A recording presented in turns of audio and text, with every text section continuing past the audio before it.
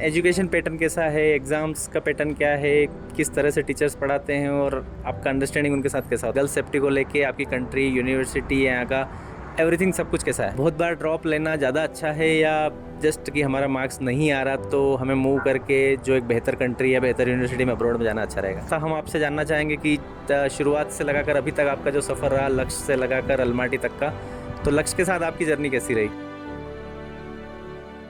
Rajneesh Patidar from लक्ष्य MBBS overseas consultancy, और अभी हम हैं अलमाटी कजाकिस्तान, जहां यूआईबी आईएमएस यूनिवर्सिटी। आस्था हमारे साथ है, तो पहले हम आस्था से पूछना चाहेंगे, आस्था आप कहाँ से हैं? मैं सीहोर इन एमपी से हूँ। मेरा नाम आस्था जाट है। मैं यूआईबी अलमाटी यूनिवर्सिटी में पढ़ती हूँ और मैंने लक्ष्य एमबीबीएस के थ्रू यहाँ एडमिशन लिया है। तो आस्था, हम आपसे जानना चाहेंगे कि शुरुआत से लगाकर अभी तक आपका जो सफ़र रहा, लक्ष्य से लगाकर अलमाटी तक का, तो लक्ष्य के साथ आपकी जर्नी कैसी रही? मेरी जर्नी बहुत अच्छी रही है। मेरी पहले मीटिंग रजनी सर से हुई थी। एक्चुअली मेरे यहाँ आने का प्लान नहीं था, फिर हमने सर से बात करी तो मुझे लगा कि शायद मैं भी यहाँ पर पढ़ाई अच्छी हो। जैसे मैं यहाँ आई तो यहाँ की फैकल्टीज़, यहाँ की स्टडीज़ बहुत अच्छी है in comparison to Indian colleges. Same syllabus है और पढ़ाई बहुत अच्छे से की जाती है इंग्लिश में। प्लस अगर इन केस आपको कुछ इंग्लिश में प्रॉब्लम हो तो वो हिंदी में भी आपको समझाते हैं। तो यहाँ की पढ़ाई बहुत अच्छी है। और जहाँ तक लक्ष्य एजुकेशन की बात है तो वो हर टाइम हमारी हेल्प के लिए रहते हैं।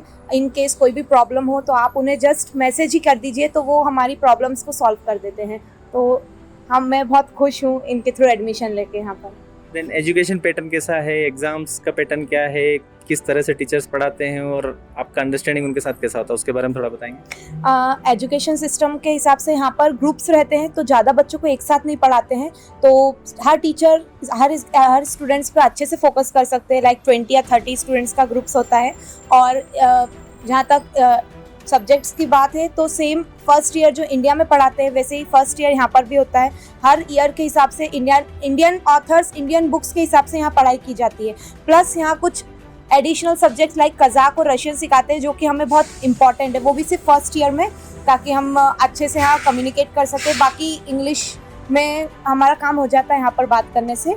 और यहाँ सेमेस्टर से के हिसाब से एग्ज़ाम्स होती है, फर्स्ट सेमेस्टर, सेकंड सेमेस्टर पर बीच में वीकली टेस्ट भी होते हैं ताकि हमें इवेल्युएट कर सके हमारी पढ़ाई को। और टीचर्स हमें बहुत अच्छे से सपोर्ट करते हैं और हमें हर टाइम बताते रहते हैं कि आपके एग्ज़ाम्स में नेक्स्ट को लेकर हमें बहुत अच्छे से समझाते हैं कि आपको किस तरीके से पढ़ना है ताकि हम नेक्स्ट एग्ज़ाम किस तरह के निकाल पाएँ।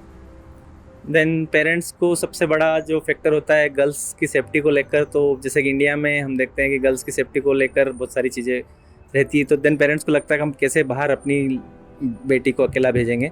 तो उसको लेकर जो बहुत सारे पेरेंट्स के डाउट है, उसके बारे में आप क्या कहेंगे? गर्ल्स सेफ्टी को लेके आपकी कंट्री, यूनिवर्सिटी, यहाँ का एवरीथिंग सब कुछ कैसा है? जहाँ तक सेफ्टी की बात है, मेरे पेरेंट्स को भी बहुत टेंशन थी कि मैं इतनी दूर आ रही हूँ। बट यहाँ इनके कज़ाकिस्तान में तो गर्ल्स सेफ्टी कुछ ज़्यादा ही है, बहुत अच्छी है। यहाँ पर गर्ल्स का रेशियो भी ज़्यादा इन कंपैरिजन टू बॉयज़।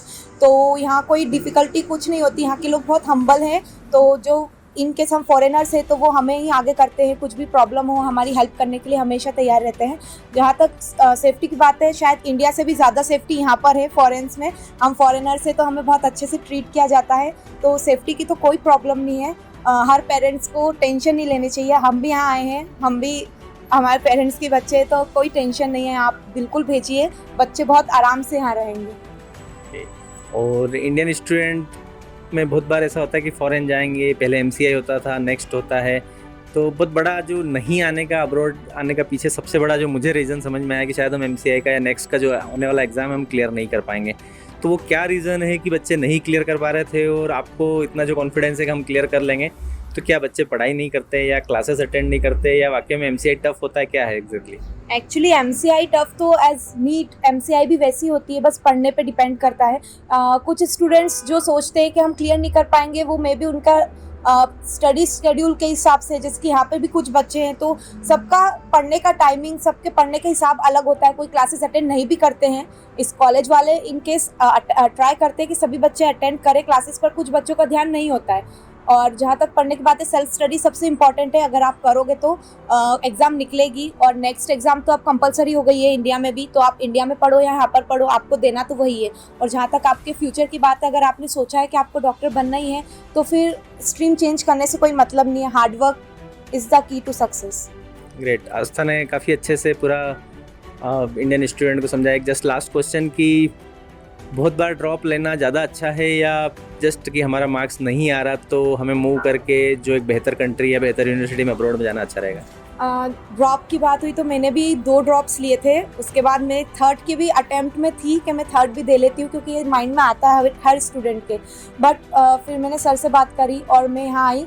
अब मुझे लगता है कि मैंने अच्छा रहा थर्ड ड्रॉप नहीं लिया, और मुझे तो लगता है मैं 12th के बाद ही अगर 12th के साथ अटेम्प्ट दे के यहाँ जाती तो मेरे साल ख़राब नहीं होते, अभी मैं 3rd ईयर में होती।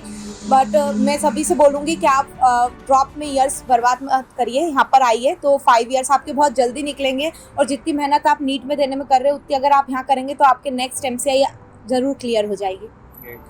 आस्था ने बहुत अच्छे से पूरा स्टूडेंट को पूरा जर्नी, ऐसा लग रहा है कि शायद आप अलमाटी में ही घूम रहे हैं। तो आप अगर अभी भी सोच रहे हैं कि हमें अब्रॉड से स्टडी करना चाहिए नहीं करना चाहिए, तो ये एक राइट टाइम है जहां आपको डिसीजन लेके और एक बेहतर यूनिवर्सिटी का चुनाव करना चाहिए। और बेहतर यूनिवर्सिटी के बारे में ऑलरेडी आस्था ने बताया कि UIB IMS यूनिवर्सिटी जिसमें इंडियन फैकल्टीज़ है, तो आप अपना एक निर्णय लीजिए और अपने MBBS का सपना पूरा कीजिए। Thank you.